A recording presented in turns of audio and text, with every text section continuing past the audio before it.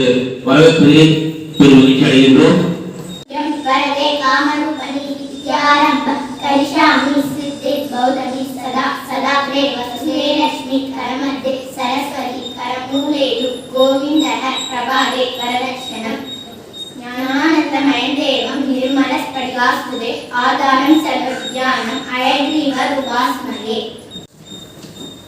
நவீன காலமாக மாறிவிட்டது.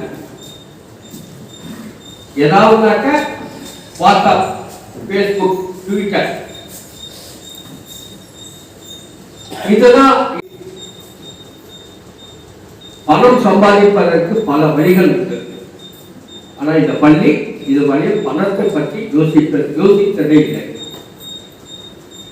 இங்கிருந்து படிக்கக்கூடிய பையன், ஒரு மாணவன் அல்லது மாணவி இந்த சமுதாயத்திற்கு ஏதோ ஒரு வகையில் பயன்படக்கூடிய வகையில் அவர்கள் இருக்க வேண்டும் என்பதுதான் இந்த பள்ளியுடைய குறிக்கோள்.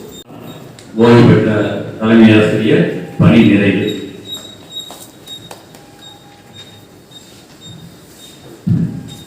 அருள் ராஜராஜேஸ்வரி பள்ளியினுடைய முதல்வர் கவலை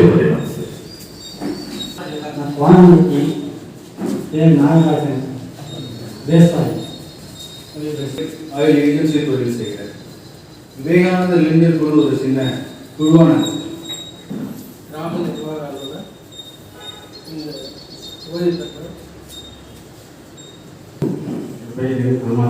ஓய்வு பெற்ற தலைமை ஆசிரியர் வித்யாநகரி ஸ்கூல்ல ஒர்க் பண்ணிட்டு இருக்கேன். நன்றி.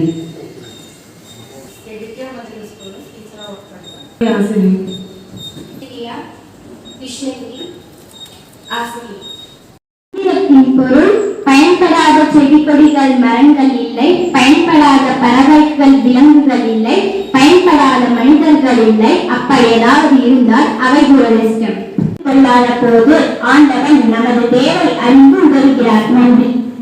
இல்லாத காலத்தில் சிறுநீரில் கல் வரவில்லை, பாய்க்கின் பைகள் வருவதற்கு முன் புற்றுநோய் இல்லை. அயோடின் உப்பு இல்லாத காலத்தில் பருவம் அடைவது இல்லை, சிறுவயதில் நோய்கள் இல்லை. ஆங்கிலம் நம்ம போய் பார்க்கலாம் ஆக்கலாரி சரிடா உச்சரித்துக் கொண்டிருக்கிறார்.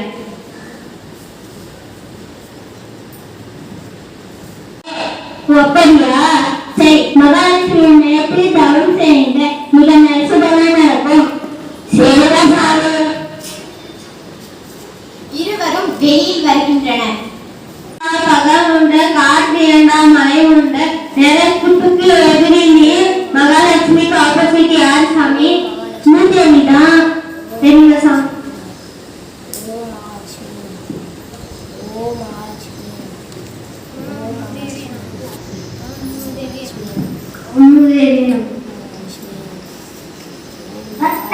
எல்லோரும் என்னை வெறுப்பார்கள், ஆனால் நீ மட்டும் என்னை அழைத்ததன் மூலம் என்ன வரம் கே?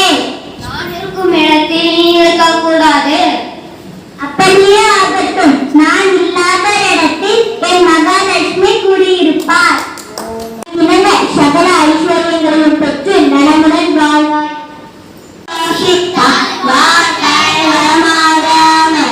நன்றி. கூப்பிடுறாங்க. மகாலட்சுமி வருவதற்கு கொஞ்சம் காலதாமதம். ஆனா பூஜைக்கு உடனே வந்துட்டாங்க. யாராக்க மூதேவியை யாரும் கூப்பிடுறது கிடையாது. அதனால பூஜைக்கு வந்த உடனே என்ன கேட்கறாங்கன்னாக்க, நான் எங்கெங்க இருக்கிறதோ அங்கெல்லாம் நீ இருக்கக்கூடாது அப்படிங்கிறான். அதான் எனக்கு வரம் அப்படிங்கிறான். அது மூதேவியும் நான் தந்தேன் வரம் அப்படின்னு சொல்லிட்டு போயிட்டாங்க. இவர் அவர் இன்னும் டவுன் பண்ணிக்கிட்டாரு. இவரு பணக்காரன்.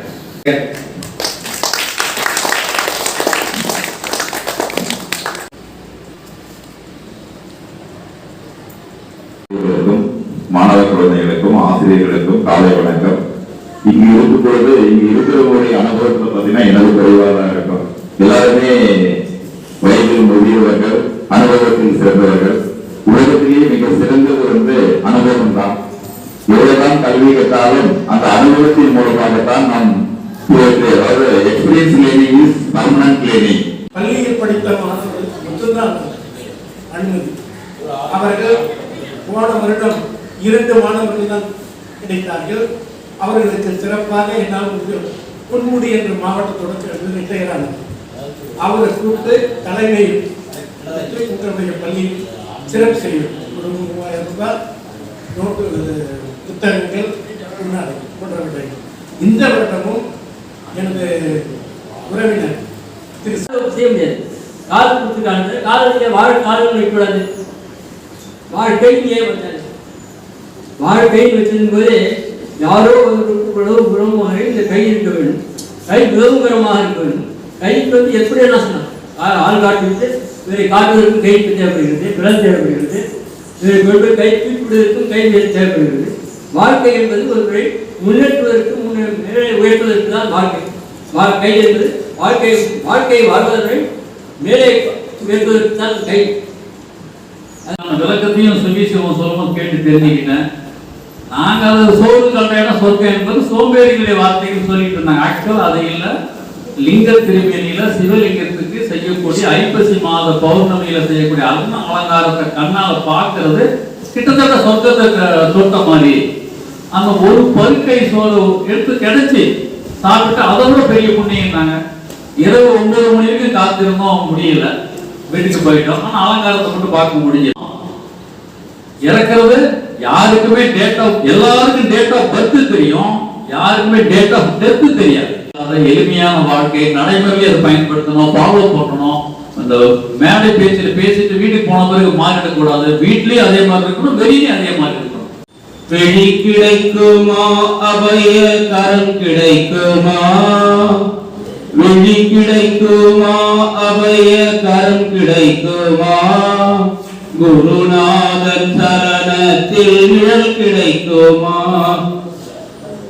அலை மீது அலையாக துயர் வந்து சேரும்போது, அலை மீது அலையாக துயர் வந்து சேரும்போது, அஞ்சாதே என் குரலை செவி கேட்குமா, நங்கூரம் போல் குருநாதன் கரை விழியிருக்க, சம்சார புயல் கண்டு மனம் அஞ்சுமா, நிஜமான அன்பு வைத்து எனதெல்லாம் அடியில் வைத்தால் விழியோர படகில் எனக்கு இடம் கிடைக்குமா, உன் விழியோர படகில் எனக்கு இடம் கிடைக்குமா, கோடி ஜென்மம் நான் இருப்பேன் குரு உந்தன் துணை இருந்தால், கோடி ஜென்மம் நான் இருப்பேன் குரு உந்தன் துணை இருந்தால், உனக்குன்று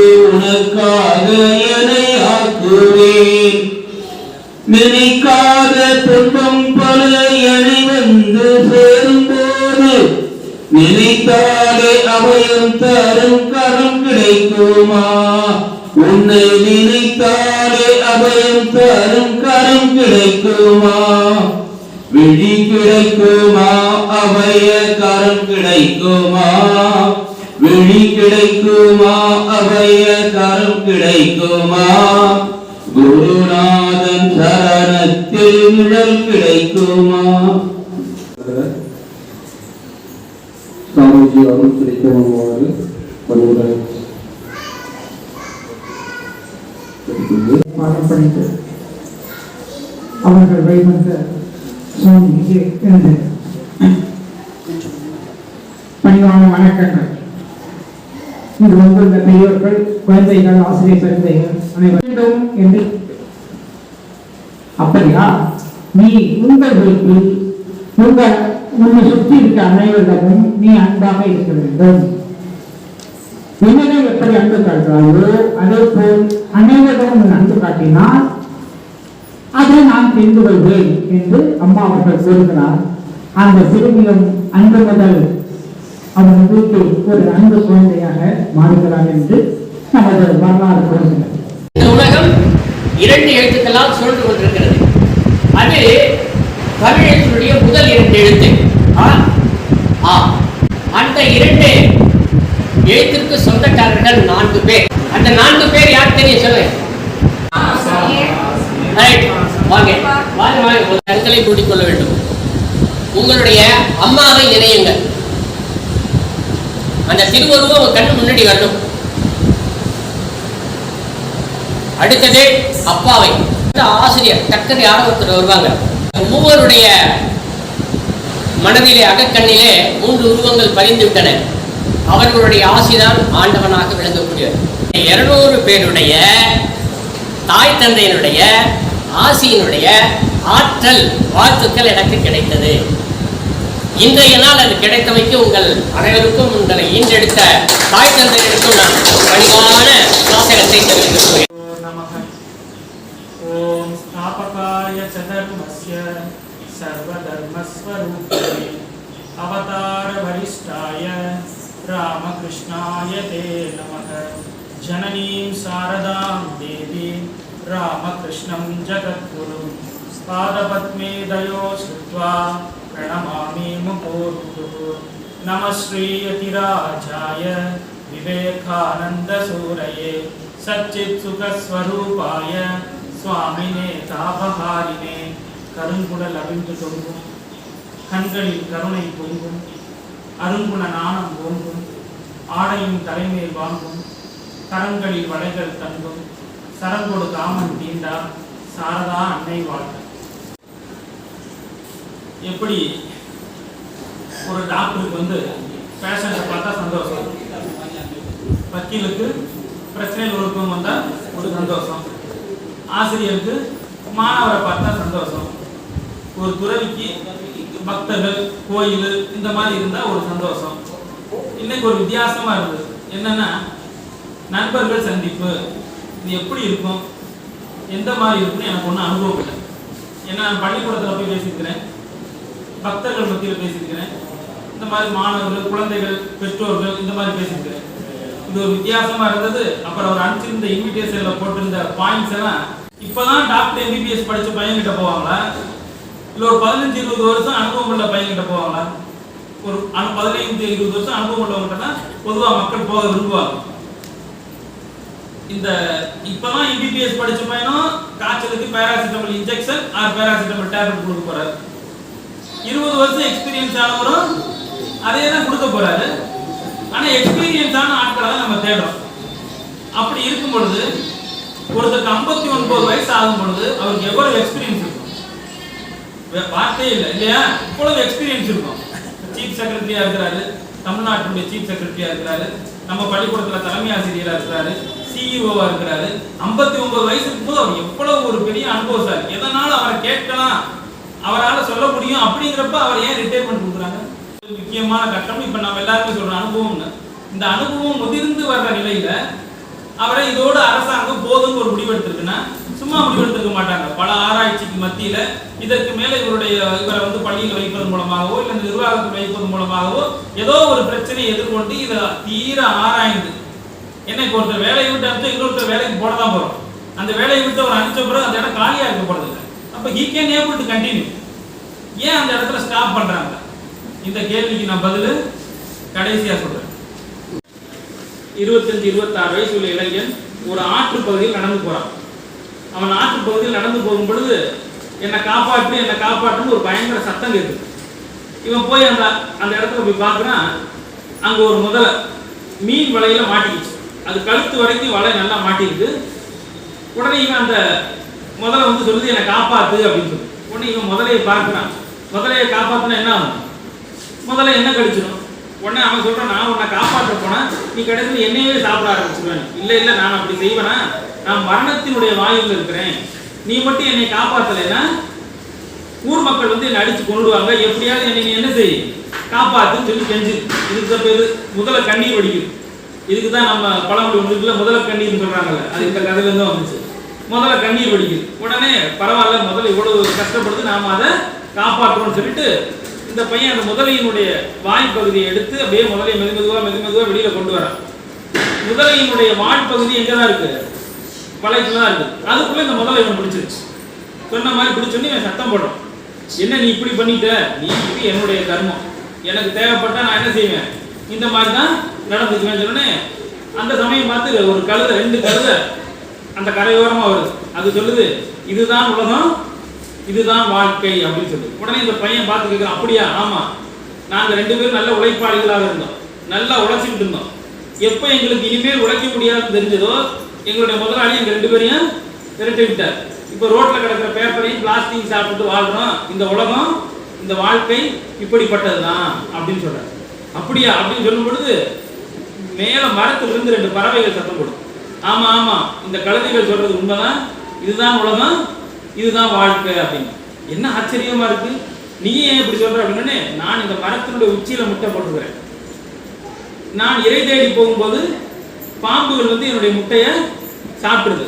நான் யாருக்கு என்ன பாவம் பண்ணேன், அதனால இந்த உலகம் இப்படிப்பட்டதான், இந்த வாழ்க்கையும் இப்படிப்பட்டதான் அப்படின்னு.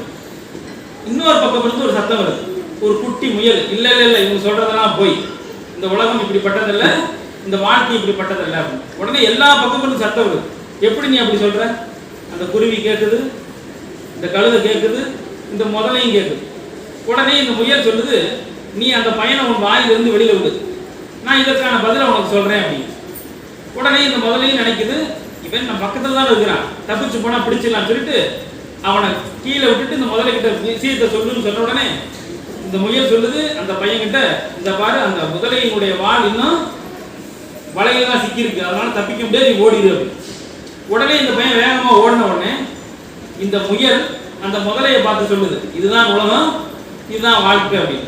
இந்த பையன் வேகமா ஓடி ஊர்ல இருக்கிற ஜனங்களை கூட்டிட்டு வந்து இந்த முதலையை அடிக்கிறான். இந்த முதலையை அடிச்சுக்கிட்டு இருக்கும் பொழுது அங்க இருந்த ஒரு நாய் இந்த முயலை கடிக்க போகுது. தன்னை காப்பாற்றின முயலை காப்பாத்துறதுக்காக இந்த பையன் அந்த நாய் பின்னாடி ஓடுறான். இப்ப வெகு தூரம் ஓடுறதுக்குள்ள இந்த நாய் அந்த முயலை கடிச்சிருது. முயல் அங்கேயே செத்து போயிடுது. இப்ப இந்த பையன் எல்லாரையும் பார்த்து சொல்றான், என்ன இதுதான் உலகம், இதுதான் வாழ்க்கைங்கிறான். இங்க எங்கேயாவது ஆன்சர் இருக்கா? இங்க எங்கேயாவது பதில் இருக்குதா? நம்ம கிட்ட எல்லார்கிட்டையுமே நம்ம குடும்பத்தில் நடக்கக்கூடிய விஷயங்களுக்கு சரி, நம்ம சம்பந்தப்பட்ட விஷயங்களுக்கு சரி, இதற்கு எல்லாத்துக்கும் பதில் ஏதாவது இருக்குன்னு கேட்டா கிடையாது. ஏன்னு கேட்டா பதில் கிடையாது. ஆனா இதையெல்லாம் ஏன் நடக்குது அப்படின்னு கேட்டா நமது இந்து சாஸ்திரம் என்ன சொல்லுதுன்னா கர்ம வினை. இதை எல்லா மதங்களும் ஒத்துக்கிறாங்க, அவங்க பாணியில ஒத்துக்கிறாங்க. எல்லாரும் கிறிஸ்துவ மதம், இஸ்லாம் மதம் எல்லாருமே கர்ம வினை கோட்பாடை ஒத்துக்கிறாங்க. கர்ம வினை என்ன அப்படிங்கிறதுக்கு ஏன்னா குறுகிய நேரத்தினால நான் சொல்றேன். கர்ம வினை எப்படிப்பட்டது, மிக ஸ்ட்ராங்கானது, மிக அழுத்தமானதுங்கிறது ஒரு எடுத்துக்காட்டு இருக்கு. என்னன்னா ஒரு பக்கம் 1000 பசுமாடு, அந்த மாட்டினுடைய 1000 கண்ணுக்குட்டி இந்த பக்கம் கட்டி போட்டுருக்கும். இந்த பக்கம் 1000 கண்ணுக்குட்டி, இந்த பக்கம் 1000 பசுமாடு. 1000 பசுமாடுகளும் 1000 விதமான கலர், ஒன்று செவல நிறம், ஒருத்தர் வெள்ளை நிறம், ஒன்று கருப்பும் வெள்ளையும் கலந்தது, இப்படி 1000 மாடு நிற்குது. அந்த 1000 மாட்டினுடைய கன்றுக்குட்டிகளும் இந்த பக்கம் நிறுத்திருக்கிறோம். இந்த 1000 கன்றுக்குட்டிகளுக்கும் பசி, 1000 பசுமாடுகளுக்கும் பால் நிறைந்து அப்படியே வலிந்து நிற்குது. இப்போ கன்றுக்குட்டிகளை எல்லாம் அவுத்து விட்டா இது நேர தன் தாயிட்ட போகுமா இல்லை வேற தாயிட்ட போகுமா? எப்படி கரெக்டா 1000வது மாடு நடுவில் இருந்தா கூட அதன் முன்னாடி இருக்கக்கூடிய 999 மாடுகளையும் கிராஸ் பண்ணி அது அங்கதான் போகும். அது போல நாம செஞ்ச பாவம், நாம செஞ்ச புண்ணியம், நீங்க எந்த திசையில இருந்தாலும் இந்த கன்றுக்குட்டி எப்படி வந்து தாய்மாடை அடைகிறதோ அது போல நமது வினை நம்மளை வந்து கண்டிப்பா அடைந்தே தீரும். இதுல இருந்து நான் எப்படி வெளிவருவது அப்படிங்கிறது தான் இந்து மதம் நமக்கு சொல்லிக் கொடுக்கும். நான் சர்க்கரையும் தண்ணியும் எடுத்து குடிச்சா தெரியாம செய்யற பாவத்துக்கு கூட இறைவனுடைய நாமத்தையும் பிறருக்கு செய்யற உதவியின் மூலமா அது நம்மகிட்ட இருந்து விலகி போகும். அப்போ நாம தெரிந்தே சில பாவங்களை செய்யும் பொழுது அது நம்மளை விட்டு போக வேண்டும் என்றால் நிறைய இறைவன் மீது பக்தியும் நம்மளுடைய சாஸ்திரம் சொல்லக்கூடிய முறைகளையும் பின்பற்றினால் ஒழிய நமக்கோ நமது சந்ததிகளுக்கோ மன அமைதி வராது. 1 கோடி ரூபாய் வச்சிருக்கிறேன், நான் அடையாறு அந்த போன்ற போய் காலையில் 25 இட்லி சாப்பிட முடியுமா? 1 கோடி இருக்கு, எனக்கு இட்லி சாம்பார் ரொம்ப பிடிக்கும். அடையாறு ஆனந்தவன் உள்ள போனோன்னு என் ஒருவனுக்கு 25 இட்லி கொடுன்னு கேட்போமா? 1 கோடி வச்சிருந்தாலும் உனக்கும் 3 இட்லி தான். அதே அடையாறு ஆனந்த பவன்ல வேலை பார்க்குறவனுக்கு 3 இட்லி தான். அந்த வழியில பிச்சை எடுத்துட்டு போறவனுக்கு 3 இட்லி தான். ஆக பார்த்து 3 பேருக்குமே நிறைவடைய போறது 3 இட்லியா இருந்தாலும் அது செரிமானம் ஆகிட்டு திரும்பவும் பசிக்குது. அதுதான் பிரச்சனை. இந்த பசி அதிகரிக்க நாம என்ன நினைக்கிறோம், இந்த இட்லிக்கான மொத்த பணத்தை சேர்த்து வைக்கணும்னு நினைக்கிறோம். அங்கதான் பிரச்சனை என்ன ஆகுது, ஸ்டார்ட் ஆகுது. நம்மளுடைய மன அமைதி நம்மகிட்ட இருந்து விலகி போகுது. இதை எப்படி நாம மன அமைதிக்கு கொண்டு வர்றதுங்கிறத நமது இந்து சாஸ்திரம் என்ன சொல்லுது, இறை வழிபாடு, பகவானை வழிபடணும், இறைவன் மீது நம்பிக்கை வைக்கணும், இறைவன் மீது அருள் புரியணும் அப்படின்னு. இப்போ தீபாவளிக்கு எல்லா பழைய நிகழ்ச்சிகளையும் கலாச்சாரங்களையும் அந்த குழந்தைகள் தன் குடும்பத்தின் மூலமாக தான் கற்றுக்கொள்ள முடியுமே தவிர்த்து யூடியூப்லயும் வாட்ஸ்அப்லயும் கற்றுக் கொடுக்க முடியாது. அவர் சொன்ன மாதிரி இனிமே யூடியூப் வாட்ஸ்அப்ல இல்லாம வாழவும் முடியாது. நான் சன்னியாசி, ராமகிருஷ்ண விவேகானந்தருடைய ஈர்ப்பால மடத்துல சேர்ந்தேன். நான் சேர்ந்தப்பெல்லாம் இதெல்லாம் எதுவுமே கிடையாது. இப்போ ஆஃபீஸ் ஒர்க்கு அது இதுன்னு வருது. இப்போ வாட்ஸ்அப், இப்போ நம்ம ஸ்ரீதர் சார் மகாராஜ் வாட்ஸ்அப் அனுப்பிச்சிருக்கேன், அதை பார்த்துக்கங்கிறாரு. இல்லை எனக்கு வாட்ஸ்அப்லாம் இல்லை, அதெல்லாம் இல்லைன்னு சொல்ல முடியுமா? எனக்கு எங்க தேவையோ அந்த இடத்துல இப்போ இது என்னுடைய கண்ட்ரோல் இருக்குது, அவ்வளோ. இதை ஏன் கண்ட்ரோல் வச்சுக்கணும். இது இப்போ வந்து டெக்னாலஜி. எல்லா காலத்துலையும் ஏதாவது ஒரு பிரச்சனை இருந்துட்டு தான் இருக்குது. அந்தந்த காலகட்டத்துக்கு தகுந்த மாதிரி அதை உபயோகப்படுத்துகிற தன்மை யார் கையில் இருக்கு? நம்ம கிட்ட தான் இருக்கு. நாம் அதை எப்படி வச்சிருக்கிறோம் அப்படிங்கிறது தான் முக்கியம். அதனால இப்போ நாம எப்படி நாம மனதில் எப்படி நாம பார்க்குறோம் அப்படிங்கிறது தான் முக்கியம். அதனால நம்ம எல்லாம் கோவில்களுக்கு போறதுக்கு என்ன செய்யணும்? தயக்கம் இல்லாமல் போகணும். நம்ம ஊர்ல இருக்கிற ஒரே இடம் நல்ல இடம் அப்படின்னு சொன்னா அது கோயில் தான். கோயில்ல போய் பகவான் கிட்ட போய் எல்லாத்தையும் சொல்றோம். ஹாஸ்டல்ல படிக்கிற பையன் அப்பாவுக்கு ஃபோன் பண்ணி எனக்கு முழு பரிச்சை வருதுப்பா, எனக்கு ஆசீர்வாதம் பண்ணுங்கன்னு அப்பா சொல்லுவாரு. நம்ம குலசாமியை வேண்டிக்க பாக்குறாரு. தாத்தாவை கேட்டாலும் குலசாமியை வேண்டிக்க சொல்றாரு, அம்மாவை கேட்டாலும் குலசாமியை வேண்டிக்க சொல்றாரு. ஃபீஸ் கட்டுறது இவங்க 3 பேர் தான். ஏன் அவர்கிட்ட போய் வேண்டணும்? நமக்கு அருள் புரியவர் அவர் தான். கோயில்ல போய் கடவுள்கிட்ட நின்னா நம்ம கஷ்டத்தை சொன்ன உடனே அந்த கஷ்டம் நமக்கு குறையுது இல்லையா? இந்த மனபாரம் குறையுது இல்லையா? இதன் மூலமா தான் நம்ம ஊர்ல சைக்காட்ரிஸ்ட் டாக்டர் அதிகமா இல்லை. இதே வெளிநாடுகளில் போனீங்கன்னா எப்படி ஒரு ஜெனரல் டாக்டர் எல்லா ட்ரீட்மெண்ட் கொடுக்குறாரோ அதே போல ஃபாரின் கண்ட்ரிஸ்ல என்ன எல்லா டாக்டருக்கும் சைக்கலாஜிக்கலாக்கும் ப்ராப்ளத்துக்கும் மெடிசன் கொடுக்குறாங்க. ஏன்னா எல்லாருக்கும் பிரச்சனை, மன ரீதியான பிரச்சனை. நம்ம ஊர்ல மன ரீதியான பிரச்சனை இல்லாமல் இருக்கிறதுக்கான காரணம் என்ன? கோவில்கள் அதிகமா இருக்கிறதுனால. இப்ப நம்ம பிள்ளைங்களை ஞாயிற்றுக்கிழமையும் ஸ்பெஷல் கிளாஸ் அனுப்பிச்சு வச்சா அவன் என்ன கத்துக்குவான்? கொடுத்தாதான் நம்ம பிள்ளைங்க நம்ம பிள்ளைங்களாக இருப்பாங்க அப்படிங்கிறத நாம எல்லாம் தெரிஞ்சுக்கணும். இதற்கெல்லாம் ஒரே வழி, ஒரே தீர்வு என்னன்னா நம்ம வாழ்க்கை முறைய இந்தியாவுடைய பாரம்பரியம், பண்பாடு, கலாச்சாரம் என்ன அப்படின்னா ஆன்மீகம். ஆன்மீகத்திலிருந்து நாம யாரும் விலகக்கூடாது.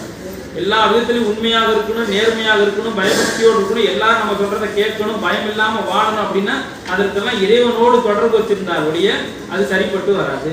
இதற்கு நாம எல்லாம் இப்போ ஒரு காலகட்டத்துக்கு மேல அதை நாம மாற்றிக்கொள்ள வேண்டும்.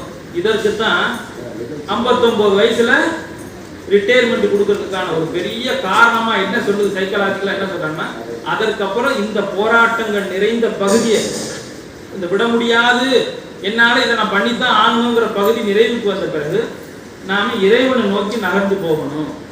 நாம் எந்த பகுதியை நோக்கி போறோம், மரணத்தை நோக்கி போற பகுதியை அதை எதிர்கொள்ளணும். அதை எப்படி நாம வரவேற்க போறோம் அப்படிங்கிறத நாம காட்டக்கூடிய அடுத்த ஸ்டெப்பான வாழ்க்கைக்கான பகுதியா மிக நீண்ட காலத்தை கொடுக்குறாங்க. யாரும் 59 வயசுல ரிட்டையர்ட் ஆன உடனே 5-6 வருஷத்துல யாரும் போக போறது? 90-100 வயசு வரைக்கும் இன்னும் வேலை பார்த்த நாட்களை விட வாழ்ந்த நாட்கள் அதிகமா இருக்குது. ஏன் இவ்வளவு பெரிய கேப்பை கொடுக்குது இந்த சமுதாயம்? ஏன் இவ்வளவு பெரிய கேப் கொடுக்குன்னா இது பிரிட்டிஷ் கவர்மெண்ட் கொண்டு வந்தாங்க. இது ஏன் அவ்வளவு தூரம் கொடுக்குறாங்கன்னா அவ்வளவு தேவை நமக்கு இருக்குது. நம்மளை நாம அறிஞ்சுக்கிட்டு கடவுள்கிட்ட போறதுக்கான டைம் கொடுக்குறாங்க. இவ்வளவு பெரிய டைம். வேலை பார்த்தது 30 வருஷம், அதுக்கப்புறம் 40 வருஷம் இருக்கிறோமே. இந்த மிகப்பெரிய கேப் எதுக்குன்னா நாம பகவானை சிந்திக்கணும், இறைவனை சிந்திக்கணும், நாம எதை நோக்கி வந்தோமோ அதற்கான நேரத்தை பயன்படுத்திக்கணும் அப்படிங்கிறதுக்கு தான் இந்த இது. இப்ப நம்ம ஸ்ரீதர் ஐயா இந்த பெரிய குழுவை இந்த பகவான் ஸ்ரீ ராமகிருஷ்ணருடைய அமுத மொழிகள்னு ஒரு புத்தகம் இருக்கு. நீங்க உங்க வாழ்க்கையில எத்தனையோ புத்தகங்களை படிச்சிருக்கலாம், அதை நான் ஒத்துக்கிறேன். படித்தவன் பண்டிதனாகும். என்ன புத்தகங்களை படிச்சிருக்கலாம், எல்லோருக்கும் நம்ம எடுத்து வைக்கக்கூடிய புத்தகங்களா இருக்கும். ஆனா ஒருவன் இல்லறத்துல இருந்து எப்படி வாழணும், ஒருவன் துறவியா இருந்து எப்படி வாழணும், ஒருவன் எப்படி இறைவனோடு தொடர்பு கொள்ளணும், மரணத்தை நோக்கி போறவன் எப்படி இந்த மாபெரும் சம்சார சாகரத்தை கடந்து வெளியே வர முடியும், நீங்க என்னென்ன கேள்வியெல்லாம் உங்க மனசுல வச்சிருக்கீங்களோ அத்தனை கேள்விகளுக்கு பதில் ராமகிருஷ்ணன் தன் வாழ்நாளில் இருக்கும் பொழுதே ஒரு பள்ளியினுடைய தலைமை ஆசிரியராக இருந்தவர் எடுத்த குறிப்பு தான் பகவான் ராமகிருஷ்ணனுடைய அமுதமொழிகள். உயிரோட்டமானது. இறைவனே சொன்ன விஷயத்தை இறைவன் பால் பக்தி கொண்ட ஒரு பக்தர் குறிப்பெடுத்து எழுதி சாமி விவேகானந்தருடைய ஆசிகளோடு உலகம் முழுவதும் பரவிய அமுதமொழிங்கிற ஒரு அற்புதமான நூல். அது